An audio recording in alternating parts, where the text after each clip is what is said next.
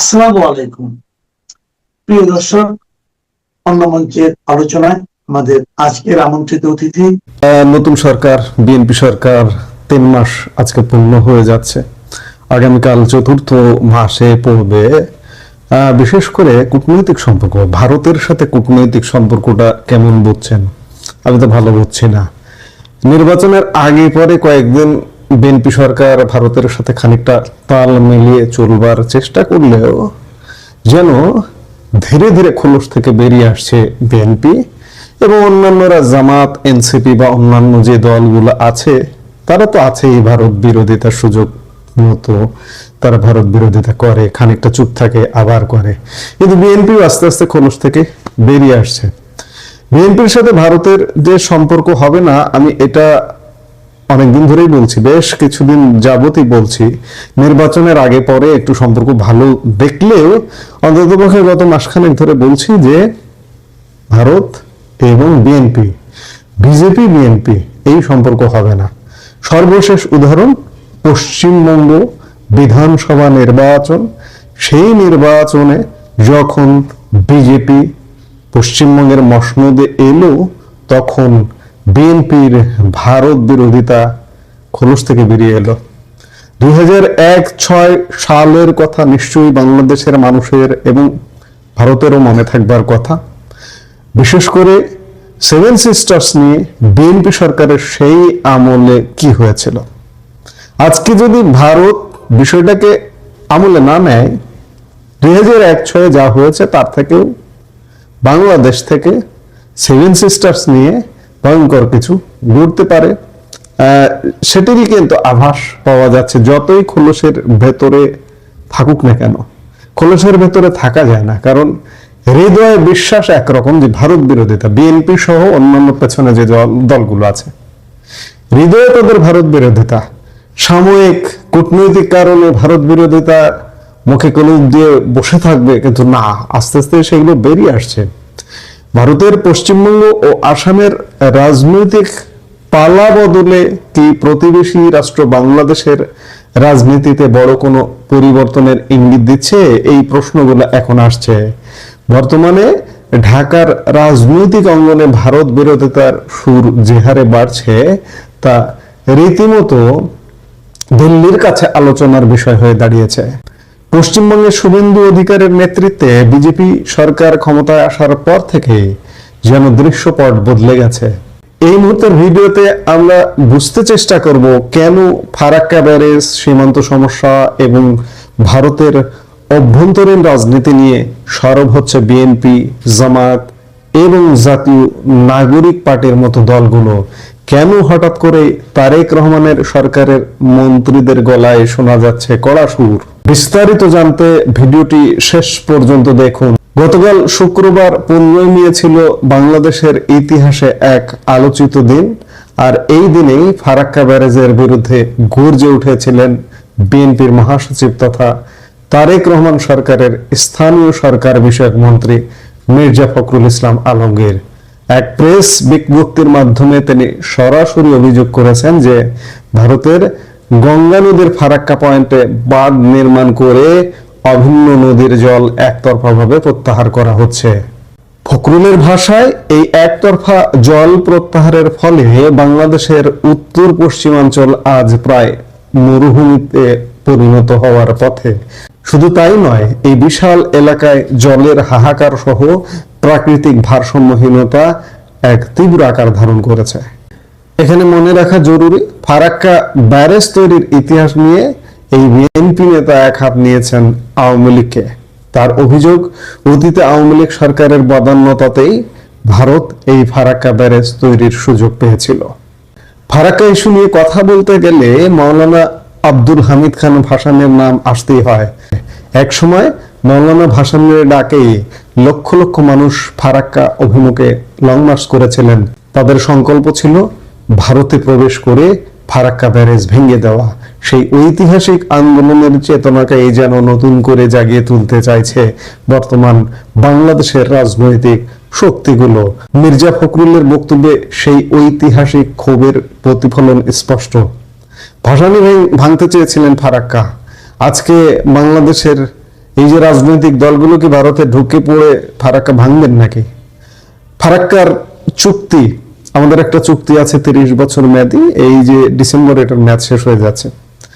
যতদূর ধারণা করছি এই চুক্তিটা খুব একটা সন্তোষজনক ভাবে হবে না, হলেও একটা কোনো লামসাম কোন রকম একটা চুক্তি হতে পারে, কিন্তু আমাদের জন্য খুব একটা ভালো কিছু হবে না। পশ্চিমবঙ্গের বিধানসভা নির্বাচনে শুভেন্দু অধিকারীর নেতৃত্বে বিজেপি ক্ষমতায় আসার পর থেকেই বাংলাদেশে এক ধরনের অস্থিরতা লক্ষ্য করা যাচ্ছে।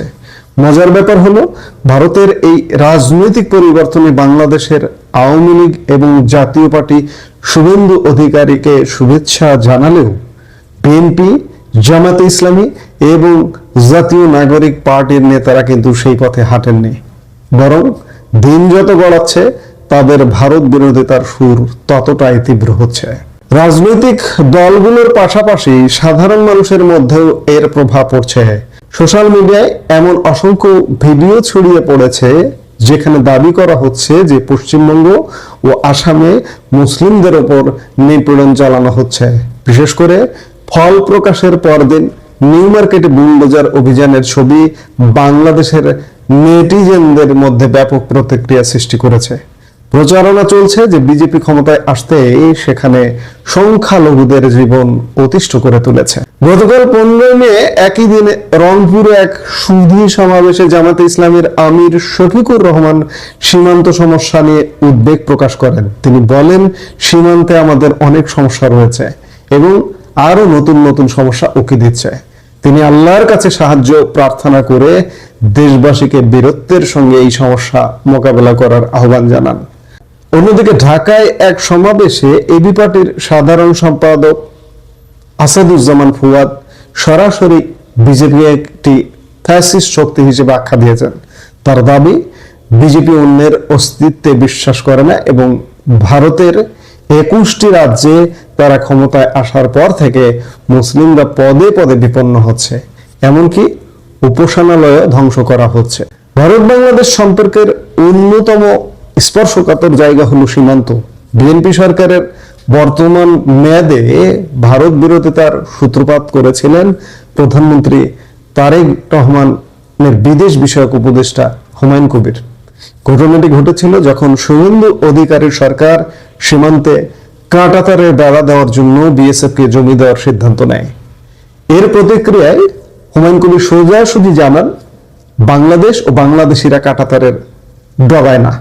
তিনি অতীতের কিছু অবাঞ্ছিত ঘটনার কথা স্মরণ করিয়ে দিয়ে হুঁশিয়ারি দেন যে ভবিষ্যতে এমন কিছু ঘটলে বাংলাদেশ কড়া জবাব দেবে। পাশাপাশি জাতীয় নাগরিক পার্টির আহ্বায়ক নাহিদ ইসলাম এবং অন্যান্য নেতারাও ভারতের অভ্যন্তরীণ রাজনীতি ও সীমান্ত নিয়ে সরব হয়েছেন।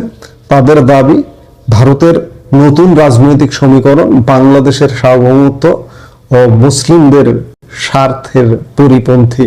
সব মিলিয়ে যেটি দেখা যাচ্ছে যে গঙ্গার জল বন্টন থেকে শুরু করে সীমান্ত নিরাপত্তা, প্রতিটি ইস্যুই এখন নতুন করে উত্তপ্ত হয়ে উঠছে। পশ্চিমবঙ্গের রাজনৈতিক পট পরিবর্তন যে ঢাকার রাজনীতিতে এতটা প্রভাব ফেলবে তা হয়তো অনেকেই আজ করতে পারেননি। এখন দেখার বিষয়, আগামী দিনে দুই দেশের কূটনৈতিক সম্পর্ক কোন পথে হাঁটে।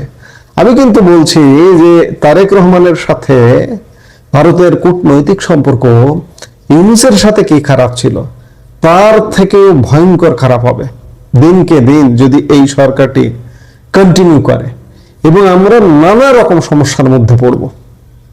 ব্যবসা বাণিজ্য, অর্থাৎ আমি বারবার একটা কথা বলি না যে জলে স্থলে অন্তরিক্ষে ভারত মারবে, ভারত মারতে পারে। আসলে নো বাই সেলফ, সেই বিখ্যাত কথা যে নিজেকে চিনি, নিজেকে জানি। এই নিজেকে জানি যেমন একজন ব্যক্তির ক্ষেত্রে প্রযোজ্য, ঠিক তেমনি রাষ্ট্রের ক্ষেত্রেও প্রযোজ্য। আমি রাষ্ট্রের নীতি নির্ধারক, আমি রাষ্ট্র চালাই, আমি রাষ্ট্রের রাজনৈতিক দলের বড় বড় বাঘা বাঘা নেতা, কিন্তু আমার রাষ্ট্র ব্যবস্থা, আমার অবস্থান সম্পর্কে আমি জানি না। আমি গায়ে পড়ে যৌক্তিক প্রতিবেশীর সাথে ঝগড়ায় লিপ্ত হই, যার পরিণতি বাংলাদেশের জনগণ ভোগ করে। বাংলাদেশের জনগণ ইতিমধ্যে ভোগ করতে শুরু করেছে, সামনের দিনগুলোতে আরো ভোগ করবে। এবং সবচেয়ে বড় সমস্যা হবে যে নেইবারহুড ফার্স্ট ভারতের যে পলিসি, সেটা বাংলাদেশেরও হওয়া উচিত। কিন্তু বাংলাদেশ নেইবারহুড ফার্স্ট নয়, প্রতিবেশী আগে নয়। প্রতিবেশীকে টপকে পাকিস্তানে চলে যায়, চীনে চলে যায়, যুক্তরাষ্ট্র চলে যায়। যুক্তরাষ্ট্রের প্রেসক্রিপশনেই এখন চলছি আমরা। এর পরিণাম বাংলাদেশের জনগণকে ভোগ করতে হবে। এখন দেখার বিষয় যে সামনের দিনগুলোতে ভারত বাংলাদেশ কূটনৈতিক সম্পর্ক, এই যে আমরা যেটি বলছি যে চরম খারাপের দিকে যাবে, সেটি ঘটে কিনা দেখতে হলে আমাদের নিশ্চয়ই অপেক্ষা করতে হবে। নতুন সরকারের বয়স মাত্র 2 মাস 10 দিন বা 15 দিন, 2.5 মাস।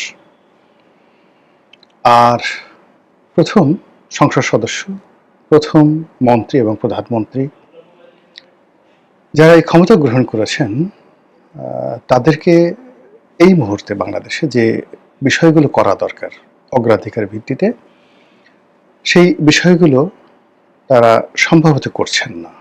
সম্ভবত কি, আমার কাছে তাদের চিন্তা চেতনা রিড করার মতো কোনো অবস্থা দেখা যাচ্ছে না, বরং প্রতি মুহূর্তে যে কাজগুলো করছেন, যে কথাগুলো বলছেন, যা কিছু ঘটছে, এগুলো সরকারের যারা সমালোচক তাদের কাছে একটা অস্ত্র চলে যাচ্ছে। মূল ব্যাপার হলো রাজনীতিতে সমালোচনা হবে। একটা প্রধানমন্ত্রীর যে পদ, ইটস এ পাবলিক পোস্ট, তাকে নিয়ে আমরা সবাই সমালোচনা করব। এমনকি সমালোচনা করতে করতে গিয়ে অনেক সময় নির্মম এবং নিষ্ঠুর কথাবার্তা হবে। এটা কখনো প্রধানমন্ত্রীর শান শকতকে নষ্ট করে না। কিন্তু যখন প্রধানমন্ত্রী কোনো একটা বিষয় নিয়ে যখন ট্রল হয়, হাস্যরস হয়, ফান করা হয়, মজা করা হয়, কৌতুক তৈরি করা হয়, তখন এই পদটির যে গাম্ভীর্য, এটা নষ্ট হয়ে যায়। এটিকে অনেকটা ডাল ভাতের মতো মনে হয়। আর যিনি এই পদে থাকেন তার মর্যাদা হানি হয়। তো এই যে বিষয়গুলো, সেই বিষয়গুলো সরকারে যারা কর্তা ব্যক্তি রয়েছেন, এমনকি সরকার প্রধান যিনি রয়েছেন, প্রধানমন্ত্রী, তার কাছে এই বিষয়গুলো কতটা গ্রহণযোগ্য, বা তিনি এই যে তাকে নিজে ট্রল করা হচ্ছে, এই ট্রলের বিষয়টা তিনি লক্ষ্য করেছেন কিনা, এই কথাগুলো বলা দরকার। বলা দরকার এই কারণে যে তিনি তো আসলে আমাদের সবার মর্যাদার প্রতীক। যাই বলেন না কেন, তিনি যখন জাতির সঙ্গে ভাষণ দেবেন, আমরা তো দেখব প্রধানমন্ত্রী তারেক রহমান,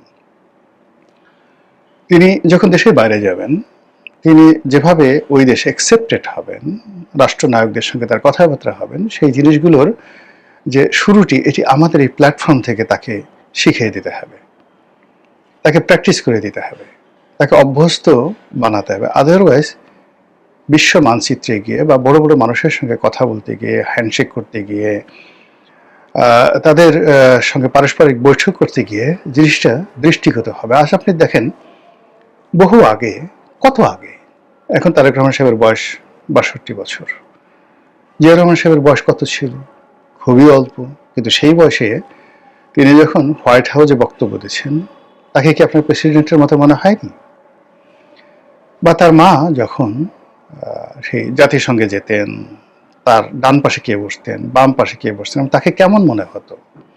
তিনি যখন কোনো গ্লোবাল কনফারেন্সে সেই তার যে শাড়ি, সেই বিখ্যাত যে শাড়ির যে রং, সেই যে রং, শাড়ির রং এবং গোলাপি রঙের যে শাড়ি, তার হেয়ার স্টাইল, তার চশমা এবং তার গলার যে মুক্তোর মালা, তার সঙ্গে সঙ্গে তার কানের যে অলংকার, হাতের একটা ঘড়ি, কালো রঙের একটা ঘড়ি, ছোট্ট একটা ঘড়ি, এটাতে তার যে ব্যক্তিত্বময়তা ফুটে উঠত। কেউ কি জিজ্ঞাসা করতো তিনি অক্সফোর্ডে পড়েছেন না হার্ভার্ডে পড়েছেন? ওই ভাবমূর্তি দেখে মনে হতো সে ইজ লিডার। যেহেতু শেখ হাসিনা পতিত, তার কথা বললাম না, আমি তার বাবার কথা বলি, বঙ্গবন্ধুর কথা বলি, এরশাদের কথা বলি। বিশ্ব মানচিত্রে যখন এরশাদ যেতেন, তার হেয়ার স্টাইল, তার ইংরেজি, তার কথা বলা, তার চশমা, এভরিথিং, তিনি যখন কোটটাই পরতেন, তিনি যখন অন্য পোশাক পরতেন, মানে প্রত্যেকটা জিনিসই অনুকরণীয় ছিল। সেম বঙ্গবন্ধু তো আনবিলিভেবল। বঙ্গবন্ধুর সামনে যারাই বসেছে, সেটা সৌদি আরবে বাদশা বলেন, ফিদেল ক্যাস্ট্রো বলেন, আনোয়ার সাদাত বলেন, তিনি জোট নিরপেক্ষ যে আলজিয়ার্সে বৈঠক হলো 1973-তে, তিনি যে সেখানে গেলেন, অথবা তিনি যে ইসলামাবাদে গেলেন ওআইসি সম্মেলনে, তার ছবিগুলো দেখেন। বঙ্গবন্ধুর জামানাতে পৃথিবীতে এমন কেউ ছিল না যার পাশে দাঁড়ালে মানে মনে হতো বঙ্গবন্ধু তার চাইতে কম যোগ্যতা সম্পন্ন, অথবা বঙ্গবন্ধুর চাইতে ওই লোকটার বেশি যোগ্যতা সম্পন্ন। বাঙালির যে শুরুটা হয়েছিল, এই রাষ্ট্রের যে শুরুটা হয়েছিল বঙ্গবন্ধুকে দেখে। তিনি যেখানে যেতেন, মানে তিনি যেমন ইংল্যান্ডে গেলেন, তখন তো তিনি সরকার প্রধান না, তিনি পাকিস্তানের কারাগার থেকে বের হলেন। তিনি অলংকারিক রাষ্ট্রপ্রধান, মানে মুক্তিযুদ্ধের সময় তাকে রাষ্ট্রপ্রধান করা হয়েছিল, ও এতটুকু তার যোগ্যতা। কিন্তু ব্রিটিশ প্রধানমন্ত্রী দৌড়ে চলে এলেন এয়ারপোর্টে তাকে রিসিভ করার জন্য। আচ্ছা, এরপর তারপর তিনি সেই এডওয়ার্ড হিথ, যিনি ব্রিটিশ প্রধানমন্ত্রী ছিলেন, তিনি দরজা খুলে তাকে উঠালেন সেখানে।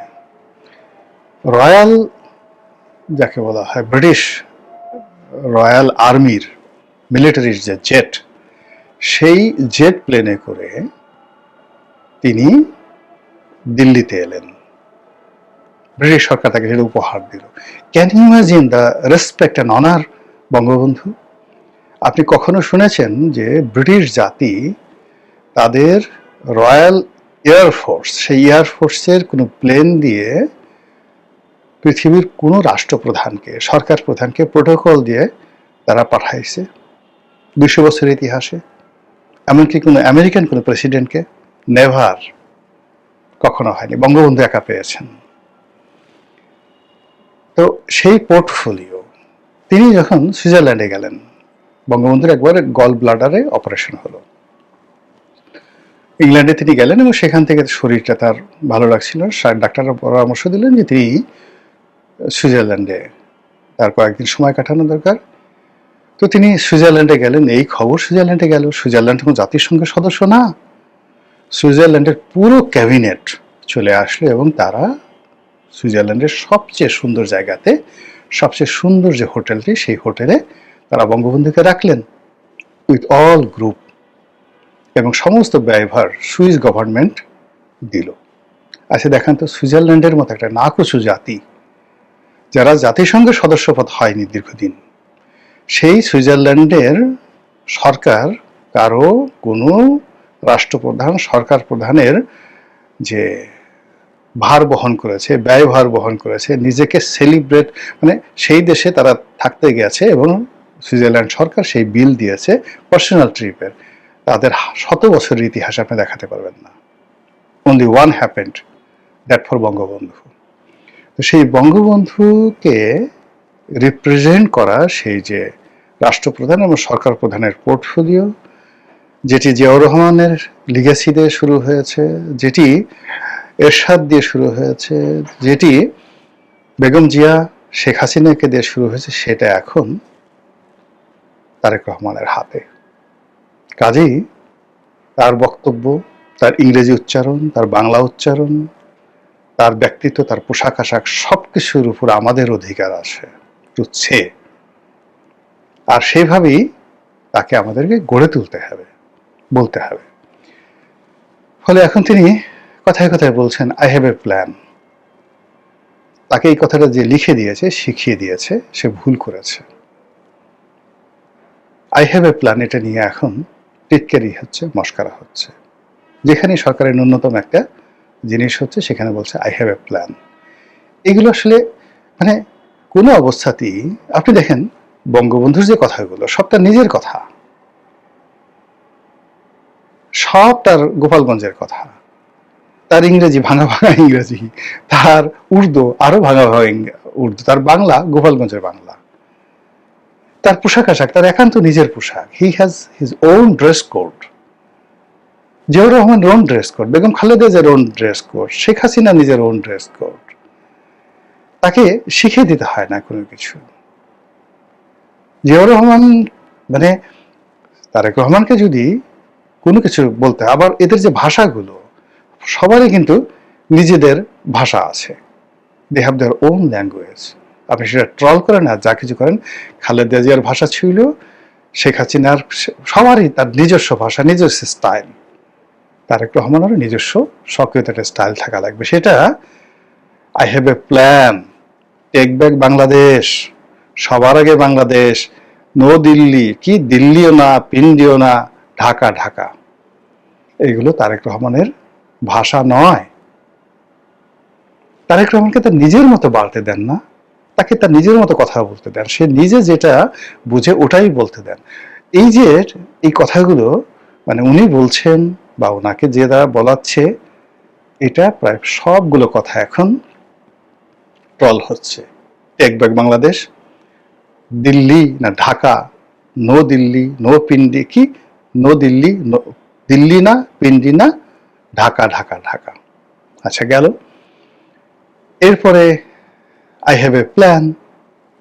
আর এখন তো কার্ড, এই যে কার্ড নিয়ে কি যে ট্রল হচ্ছে, কথাবার্তা হচ্ছে। ফলে এই জায়গা থেকে তার পিতার জায়গায় লিগেসিতে যাওয়া, তার মায়ের লিগেসিতে যাওয়া, তার জন্য ভীষণ রকম যাকে বলা হয় এটা অসম্ভবের একটা ব্যবস্থা হয়ে গেছে। যার উদাহরণ দেই, ঢাকা বিশ্ববিদ্যালয়ে দুটো সেট তৈরি হয়েছে রাজনৈতিক ইতিহাসে। একটা সেটের অধিকর্তা ছিলেন বঙ্গবন্ধু শেখ মুজিবুর রহমান। বাংলাদেশে এরকম সেট আর তৈরি হয়নি, কখনো এরকম সেট তৈরি হয়নি। তো এই সেটটি যেমন আসম আব্দুর রব, জাতীয় চার নেতা আব্দুর রাজ্জাক, শাহজাহান সিরাজ, তোফায়েল আহমেদ, সিরাজুল আলম খান সহ এই সেটগুলো, এরা সবাই মেধাবী, ভালো বংশের, অর্থবিত্ত। সে তুলনায় বঙ্গবন্ধু তাদের নেতা ছাড় কিছু না, কিন্তু আপন নেতৃত্ব গুণে বঙ্গবন্ধু এমন একটা জায়গায় পৌঁছে গিয়েছিলেন যে এই যে বিশ্ববিদ্যালয়ের যারা নেতৃত্ব দিয়ে বঙ্গবন্ধুকে বসিয়েছে, তারা সবাই বঙ্গবন্ধুর পায়ের কাছে বসতে স্বাচ্ছন্দ্য বোধ করতেন। কাদের সিদ্দিকী, এই যে তার যে অস্ত্র, 10 থেকে 12,000 অস্ত্র, তিনি বঙ্গবন্ধুর পায়ের কাছে রাখতে স্বাচ্ছন্দ্য বোধ করছেন, গর্ব করছেন। এটা হলো নেতৃত্ব। নেতা হতে হবে, এই নেতাকে ভুং ভাং ইংরেজি বলতে হবে, এই নেতাকে ভুল ভাল ইংরেজি বলতে হবে, এই নেতাকে ধার করা কথা বলতে হবে। Not like that. নেতা বললে হবে আমার কম্বলটা গেল কই, চাটার দলরা সব চাইটা খেয়ে ফেলছে, এতেই হয়, আর কিছু লাগে না, এতেই হয়। তাকে আই হ্যাভ এ ড্রিম বলতে হয় না, আই হ্যাভ এ প্ল্যান বলতে হয় না। এটা হলো নেতা। জিয়াউর রহমান তো ভাষণই দিতে পারতেন না, কোনো ভাষণই দিতে পারতেন না। তার ভাষণগুলো এখন আপনার কাছে মনে হবে হাস্যকর, কিন্তু তার কর্ম তাকে মহিমান্বিত করে ফেলেছে, তার স্পিড তাকে মহিমান্বিত করে ফেলেছে। বেগম খালেদা জিয়া তো ভাষণ দিতে পারতেন না, শেখ হাসিনা ভাষণ দিতে পারতেন না। শেখ হাসিনা তো মানে কি বলবো, কোনো ভাষণ, শেখ হাসিনা, খালেদা জিয়া, তার দলের মধ্যে যে সমস্ত লোক চমৎকার ভাষণ দিতেন, বি চৌধুরীর ভাষণ আর খালেদা জিয়ার ভাষণ কি এক, কিন্তু মানুষ কি করতো, খালেদা জিয়ার ভাষণই শুনতো, তিনি তার নিজের কথা বলতেন। শেখ হাসিনার ভাষণ মানে তার দলের মধ্যে যে সমস্ত লোক ভাষণ দিতে পারতেন, সেটা শেখ হাসিনা কোনো ভাষণই না, কিন্তু মানুষ তো শেখ হাসিনার ভাষণ শুনতো। এর কারণ হলো তিনি একই কথা, একই জিনিস, নিজের কথাই বলতেন। এই হলো রাজনীতি। ফলে এখানে আসলে শেখানো ভাষা দিয়ে রাজনীতি হয় না। এটা জনাব তারেক রহমান সাহেবকে বুঝতে হবে। তাকে গান বানায় দিচ্ছে সবাই, 12টা বাজায় দিচ্ছে। তাকে কেন ঢাকা বিশ্ববিদ্যালয়ে যেতে হবে, তাকে কেন খাল কাটার জন্য সেই যশোরের ওই যে তার যে বাবার যে গাল কি একটা প্রকল্প যেটা নিয়ে পিএইচডি করেছিল মহিউদ্দিন খান আলমকে, সেই খালের কাছে যেতে হবে, তাকে কেন সিলেটে গিয়ে দুলাভাই শব্দ শুনতে হবে, তাকে কেন নানার বাড়িতে যেতে হবে। এই জিনিসগুলো who has given him the advice, তাকে এই বুদ্ধিগুলো কে দিয়েছে, এই পরামর্শগুলো কে দিয়েছে? এগুলো তো গান হয়ে গেছে, খাল না, পুরো গান হয়ে গেছে। এখান থেকে কিভাবে তিনি তার যে আপন ভাবমূর্তিতে তিনি ফিরে আসবেন, তাকে কে বুদ্ধি দিয়েছে প্রধানমন্ত্রীর কার্যালয়ে মানে খাবার 150 টাকার খাবার খাইতে হবে? কে বুদ্ধি দিয়েছে ডিম দিয়ে আলু ভর্তা দিয়ে 150 টাকা দিয়ে সে সম্পাদকরে খাওয়াবে, বড় বড় রাজনীতিবিদরে খাওয়াবে, খাওয়াই আবার ছবি তুলবে? এই বুদ্ধি তাকে কে দিয়েছে? আচ্ছা, সে কি আওরঙ্গজেবের চাইতেও মহান ব্যক্তি, যে কিনা নিজের পেটের খাবার তিনি রাজকোষ থেকে একটা পয়সা নিতেন না, সিংহাসনে বসে তিনি বসে বসে এই রাজ্য চালাতেন। পৃথিবীর সবচেয়ে বড় ট্রেজারি ছিল তার। সারা পৃথিবীর 33% জিডিপি ছিল যে সিংহাসনের, সেই সিংহাসনের 53 বছরের সম্রাট আওরঙ্গজেব। আচ্ছা, এবং এই সিংহাসনের মানে 33% জিডিপির তার ট্রেজারি, পৃথিবীর সবচেয়ে বড় মিলিটারি, 15 লক্ষ ছিল তার সোলজার ওই আমলে, 15 লাখ। এখনো ভারতে 15 লক্ষ সোলজার নেই। তিনি যে সিংহাসনে বসতেন, ময়ূর সিংহাসন, মানব জাতির ইতিহাসে এত দামি সিংহাসন অতীতে তৈরি হয় নাই, ভবিষ্যতে তৈরি হয় নাই। তিনি যে প্রাসাদে বাস করতেন, দা রেড ফোর্ট অফ দিল্লি, এত বড় লাক্সারি প্রাসাদ পৃথিবীর আর কোথাও তৈরি হয়নি। তার ক্রমশই উচিত এইগুলো দেখে আসা।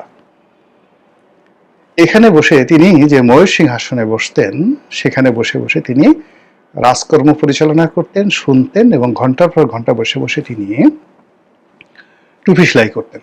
তার এক্সপার্টিস এমন হয়ে গেছিল যে তিনি ওই জাস্ট টুপি বনন করতে পারতেন, কোরআন শরীফ নকল করতেন, এবং এইগুলো নিলামে বিক্রি করতেন। রাজার জিনিসগুলো নিলামে বিক্রি করতেন এবং সেটা দিয়ে তিনি তার নিজের ঘর সংসার চালাতেন। আমি নিজে দেখে আসছি, সে যে রুমে থাকতো এবং সে যে মসজিদে পড়তো, ছোট্ট একটা মতি মসজিদ তার বাসার পাশে ছিল, অবসর সময় তিনি এই কাজগুলো করতেন।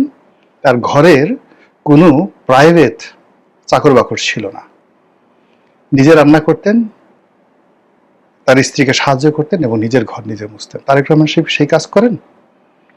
তো তিনি এই যে এত বড় ব্যক্তিগত জীবনে, এত পণ্ডিত ব্যক্তি, এত কিছু করার পরেও রাষ্ট্রের প্রয়োজনে তিনি সেই তার বাবার রাজমুকুট পরতেন, বাবার সিংহাসন, সেই ময়ূর সিংহাসনে তিনি বসতেন। এটাই রাজনীতি। তিনি যুদ্ধ করতেন, 15 লাখ সৈন্যকে দিয়ে তিনি তছনছ করে ছেড়ে দিতেন সমস্ত কিছু, 53 বছর। কিন্তু ব্যক্তিগত জীবন ওইটা। তো তার কাছে যখন আসতো, তিনি কি কোনো রাজকীয় মেহমানকে তার ঘরের মধ্যে নিয়ে আলু ভর্তা দিয়ে ভাত খাওয়াইছেন কখনো? তিনি রাজার মতোই আচরণ করতেন। ওই যে 33% জিডিপি, ওই অনুযায়ী যেভাবে হওয়া দরকার সেভাবেই করতেন। তো সেক্ষেত্রে এই ডাল আলু ভর্তার বুদ্ধিটাকে কে দিয়েছে? এই যে সে নিজে ফ্লাইং শার্ট পরে ইন্না করে ঘুরে বেড়ায়, এটা তো একান্ত ব্যক্তিগত বিষয়। কিন্তু তার মন্ত্রীরা যে সারাদিন গরমের মধ্যে, এই যে মে মাসে পুলিশের যে অনুষ্ঠান, সবাই সেখানে গেছে কোটটাই পরে, প্রধানমন্ত্রীর কাছে সেখানে, তাহলে এটা কন্ট্রাস্ট করলো না? হোয়াট ডাজ ইট মিন? প্রধানমন্ত্রীর ক্যাবিনেটের লোকজন কেউ তাকে ফলো করছে না, দেশবাসী তাকে কেন ফলো করবে? প্রধানমন্ত্রীর লোকজন, তিনি তার রুমের মধ্যে, সে যেহেতু খালি গায়ে এসে বসছেন, তিনি সেখানে টেম্পারেচার কমায় দিলেন, কিন্তু তার পাশের মন্ত্রী, তার সচিব কোটটাই পরে বসে আছে। এটা দৃষ্টিকটু। এই জিনিসগুলো আসলে হয় না এই দেশে। অনেকগুলো জিনিস এগুলো পপুলার, এই বুদ্ধি যারা দিয়েছে, মানে এই জিনিসগুলো বুদ্ধি দিয়েছে, ভালো বুদ্ধি দেয় না, আর যে বুদ্ধি অনুযায়ী কাজগুলো হচ্ছে, এগুলো ভালো কাজ হচ্ছে না। ইতিহাস এইভাবে হয় না কখনো। নতুন কিছু করতে হবে, নতুন কিছু আবিষ্কার করতে হবে, অথবা নতুন যদি কিছু আবিষ্কার করা না যায়, পুরনো যেভাবে যারা সফল হয়েছেন, এই বাংলাতে বহু মানুষ সফল হয়েছেন, তাদেরকে অনুসরণ করতে হবে। মহান আল্লাহ আমাদের সবাইকে হেদায়েত দান করুন এবং হেফাজত করুন। আসসালামু আলাইকুম ওয়া রাহমাতুল্লাহি ওয়া বারাকাতুহু।